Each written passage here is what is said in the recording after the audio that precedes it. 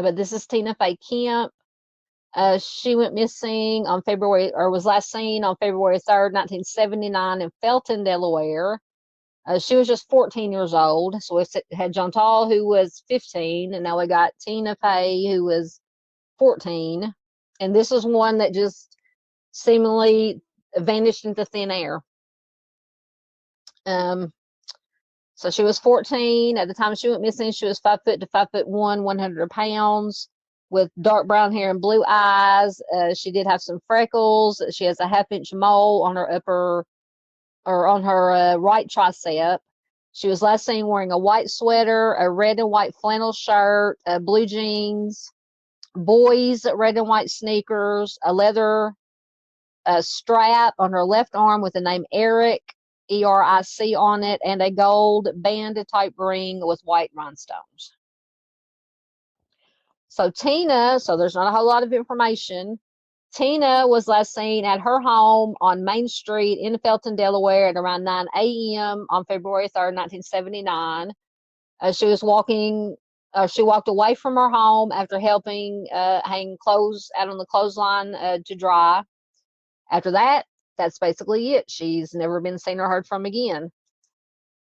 She disappeared the day before a severe snowstorm hit the area. She had run away on 2 previous occasions, and she was known to frequent horse racing tracks in the Delaware and surrounding states. And I believe in Arctic's video, it said that she did help out at maybe a friend had like a horse stable that she would go and help out at. I believe he said in his video. Neither her family nor her local boyfriend, whom she was close to, have heard from her since she disappeared in February of 1979. Foul play is suspected in her case, and it remains unsolved. So if you have any information, call the Delaware State Police at 302-739-2600 or 302-697-4454. And I think I did have an article.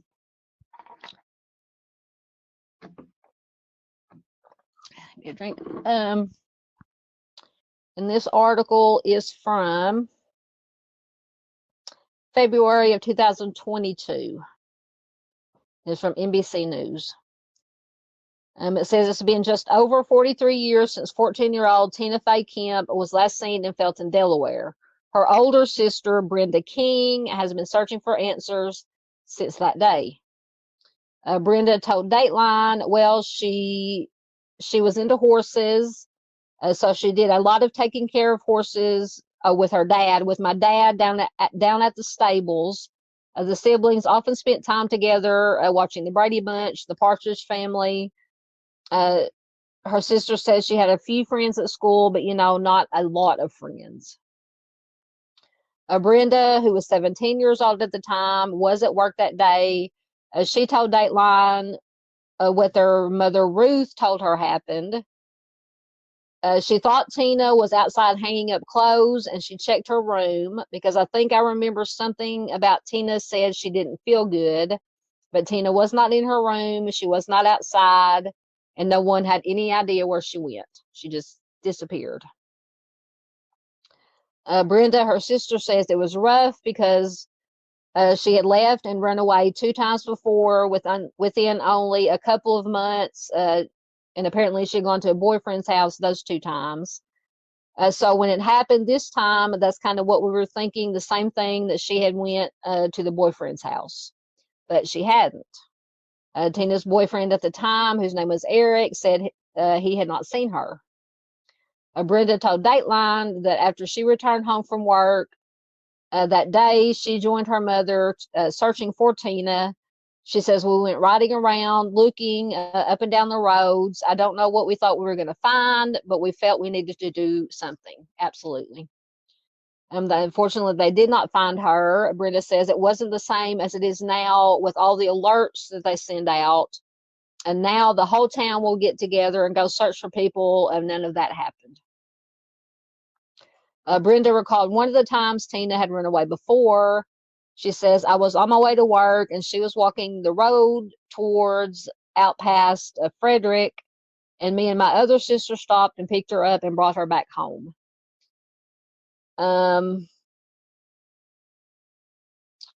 But it says the family wasn't so lucky this time. Brenda says the very next day we got a blizzard. I think we had around 2 feet of snow. It really shut down the area. According to Delaware State Police Information Officer Master Corporal Heather Pepper, Tina was officially reported missing on February 5th by her mother, Ruth. Pepper told Dateline in an email that Tina was last seen wearing the white sweater, red and white flannel shirt, blue jeans, red and white tennis shoes, and then the gold band with the white rhinestones, the leather strap. Now, I don't know what they mean by leather strap. With the word Eric on her left arm. None of those items have ever been located. Dateline also spoke with Brenda's daughter, who would be Tina's niece, Amber. Amber says, I know when I became a mom, I started asking my mom questions. I just could not figure out where she went or why weren't we looking for her. Amber told Dateline that she started doing some digging of her own. She said, I started asking a lot of questions and I joined a bunch of like web sleuths and things like that. This is according to Amber. She also reached out to Dateline, asking Dateline to feature her aunt's case. She says, I'm always like, where's Aunt Tina? There's just nothing. Nothing. Brenda, Tina's sister, says, that's what I think we both want, is to know what happened. It's just like she vanished that day. Master Corporal Pepper said the state police do suspect foul play in the case. In her email to Dateline, she said Tina was very young when she went missing. She did not have the means to start a new life with a new identity. Unfortunately, there are no suspects or persons of interest at this time. The article was written, and I'm assuming now. Tina had been has been entered into NCIC, the Delaware Criminal Justice Information System, and NAMUS. According to Peppers, authorities have compared Tina's DNA to the DNA of Jane Doe's on their books in the past, but no one has been a match. Unfortunately, Tina's mother, Ruth, passed away in 2011 without getting any answers. All 4 of Tina's siblings, plus their father, have submitted DNA to one of the Ancestry family tree websites. Brenda, her sister, says, we figured between all of that, maybe we would find some kind of a match, but nothing came up. After more than 43 years with no answers, Brenda is hoping greater exposure to her sister's story will help the police solve Tina's case.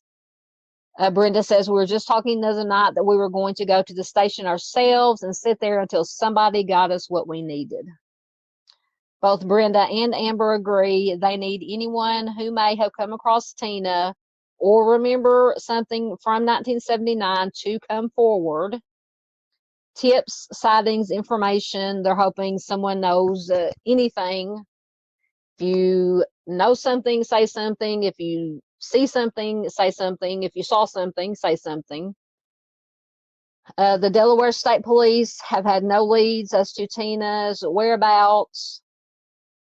So once again, if you have any information on what may have happened to Tina, please contact Detective Mark Ride of the Delaware State Police Homicide Unit at 302-739-5901. Information may also be provided by calling Delaware Crime Stoppers at 1-800-TIP-3333 or on the Delaware Crime Stoppers website. So another just heartbreaking interviews with the mother, sister, niece, all just wanting answers.